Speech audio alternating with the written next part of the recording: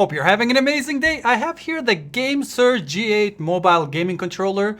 I've had the chance to play around with this controller for a while now. I got a chance to test it out very thoroughly with emulators like Yuzu, Dolphin Emulator, PPSSPP, also streaming services like Amazon Luna, Game Pass, and also streamed some games from my PC as well using Moonlight and Steam Link.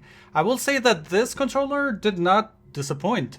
I've been using this controller for more than a month now. I haven't experienced any drifting or buttons getting stuck. This does use the anti-drift Hall effect sticks and Hall effect analog triggers as well, which means it is using magnets to detect stick movement, which helps in wear and tear on the long run, also preventing stick drift as well, which is great news. A closer look at the controller, we can see we have a nice rubberized base here and sides as well, where your phone is going to touch. So even without a case, your phone isn't really gonna get scratched here. Then we have a USB Type-C here, which is movable. So it will pretty much work with any smartphone that has a USB Type-C. And looking at how much this expands, just so you know if it's gonna fit your phone here, pretty much it should fit any phone, like from an Pixel 8 Pro to like an iPhone 15. And this is how much it stretches. So about 7.5 inches or 19 centimeters. And if you're familiar with emulating, you might be thinking, what is this guy doing with a Pixel 8 and trying to emulate games? And you're right, because most of the emulators don't really work that well with the Google Pixel phones. Okay, I'm getting sidetracked now, so let's get back to the controller here. At the bottom, we have a 3.5mm input and a pass-through USB Type-C charging. Front of the controller, we have quite a few buttons which we are all familiar with and can also map out as well. Comparing this controller to my Xbox controller, I will say that this feels much better and less flimsy than the Xbox controller. So testing out the joysticks here just for a noise comparison a little bit here. So this is like an Xbox controller here.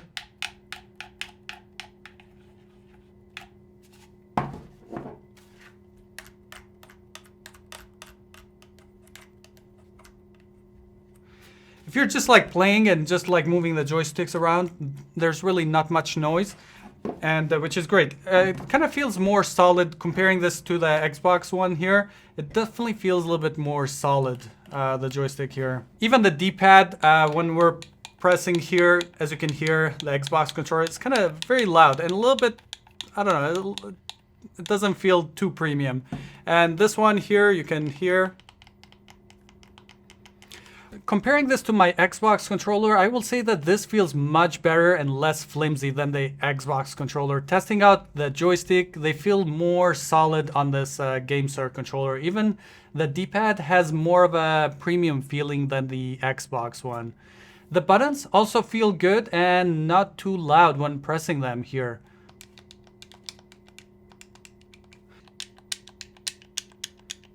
I would say this is more on the PS5 controller level. In the front, we also have the magnetic detachable faceplates, which gives us access to change the thumbsticks as well. So to go ahead and just remove it here, just pull it up. So there's like 4 magnets that's holding this, and the same thing for the other side as well. To go ahead and remove the thumbstick, all you want to kind of do is just pull it out. Comes off very easily, and this is what we have underneath. So if you want to go ahead and put the new thumbstick, as easy as just pushing it in here, and that's it. Then just putting the faceplate back on, because we do get 3 additional thumbsticks, including a small thumbstick here, which is this one here, and a tall one, and we also get the dome as well. At the back, we have 2 additional buttons, which can be mapped out without any app being installed on your phone as well. The whole controller does have a nice grip to it, so it's not really gonna go ahead and slip out of your hands, as we see here. Once you insert your phone, you will see a light come on, and just a note, this is using your phone's battery to power up this thing. So no need to really charge it. And I haven't really kept track of how much more battery this is wasting. It's not something that I did notice. any more than usual battery usage. So we have three different colors here at the bottom, which we can cycle through. The white one is the PS mode, which is for PS Remote Play. Green is for Android, the one that I have right now. And blue is for touchscreen only games. In order to switch the modes, all you need to do is hold the following two buttons up here. And as you can see, it flashes, then it just changed to blue. And if I go ahead and hold again, and just changed to white now. So first thing that I did when I got to the controller, I did install the app. It's called the GameSir app here. Pretty much this will allow you to go ahead and update the firmware, also to make the sticks slower and calibration and everything like that, also to map out keys. So just to show you what firmware version I have here.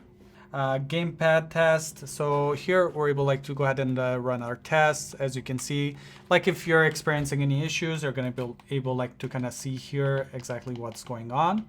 And here you're going to be able to adjust your key settings as well. So buttons, sticks, triggers. So right now I do have it set to Xbox layout. So you can have it to a Switch layout if you have an emulator or anything like that. And here under the sticks, we have the option to set the sensitivity as well. So you're able to drag everything out here. So you're able to go ahead and make those adjustments. And also you can swap left stick and D-pad diagonal lock. So you're able to do those here.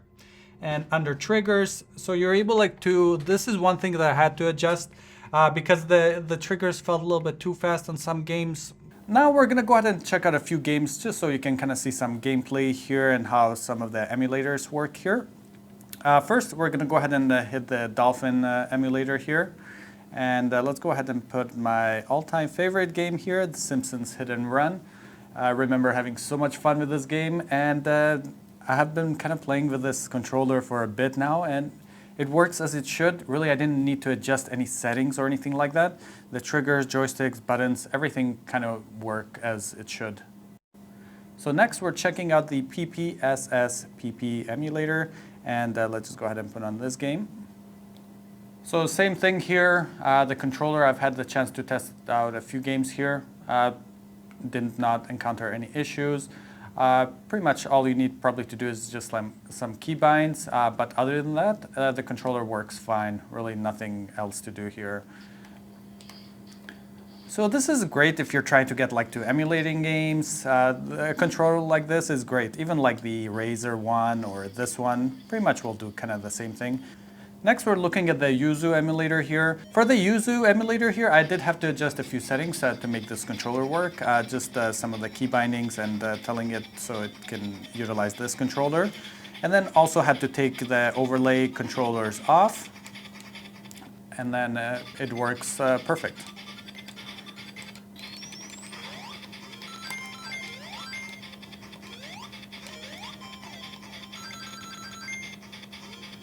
So if your game has touchscreen controls only, there's a way to fix that with this. All you need to do is go ahead and open up the GameSir app and then go ahead and add your game. Like I have here, the Rocket League side swipe. If I go ahead and launch this, it's gonna ask launch in G-Touch mode.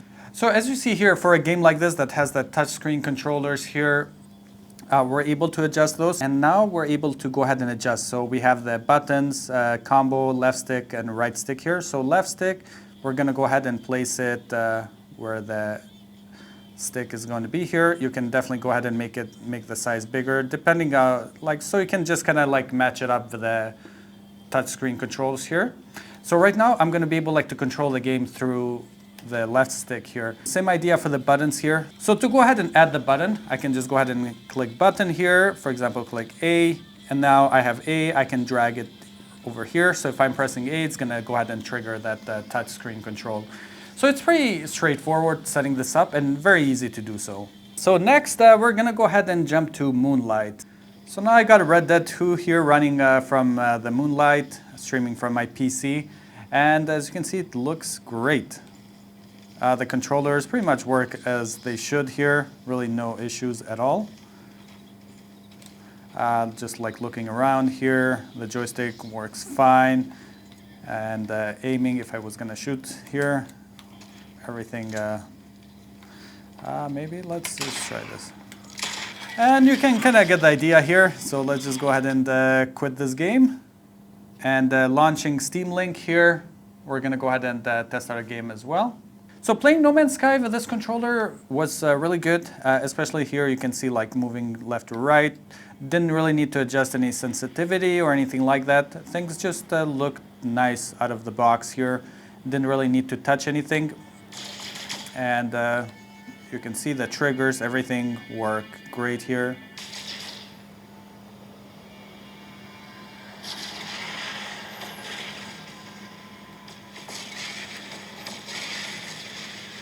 And testing something like the Amazon Luna here, even Game Pass I've had the chance to test it out. And that also worked fine. Did not encounter any issues at all here. So here I have Lego Fortnite and it runs great on this. And you can definitely play regular Fortnite as well. But just to show you kind of here, everything kind of works good. Like you can see the camera movement here. I can do it slower, faster. Everything looks good. And as you know, sometimes Lego Fortnite here just freezes out of nowhere, and it's doing that right now as I'm making this video here. But you can kind of get the idea here. Everything, I've had the chance to play around with this for a bit and did not face any issues. So pretty much any game, any like streaming service or emulator that I threw at this controller, everything just worked. I did not really need to do anything. So one thing I've had to do with my phone here, the Pixel 8 Pro, I do have this silicone case here. So after I put it on, so it just goes on like that. And then if I just stretch it, see, right now it's not connected, so we don't see a light. So pretty much what I had to do, it kind of took me a while until I figured this out. Just I had to push a little bit in, and right now it's we can see here the light, and also we get the notification here as well. And so just make sure if you're using a case and you're putting it for the first time here, just make sure it's like you just give it a little push inside like this, just a little bit. You don't need to force it, and then the USB Type-C touches, and then you're good to go. One thing I was definitely looking when I was testing out all these games is to see if there's some sort of like input delay. Really didn't experience any here. So there are a few things I wish this controller had. An option to turn off the LEDs here, because sometimes if you're in the dark, it can get a little distracting. So just an option to turn those off after a few seconds. Also the extra buttons on the back, they feel a little bit too low. I kind of have to reach out to like go ahead and press them here. Also the right joystick, if it was more of an angle to the left, because if I'm reaching for a button like up here, then I have to kind of adjust my thumb again. It's like adjusting my thumb so I can go to the thumbstick again. So I wish it was a little bit more to the left here, just so there's like an angle. It would have been much easier to kind of go back and forth here. But most of these things I'm just nitpicking, because overall the controller feels very solid. I really hope you enjoyed watching this video. Go ahead and leave a comment if you have any questions. Also, if you are new here, consider subscribing for more content like this. Thank you. I'll see you on the next one.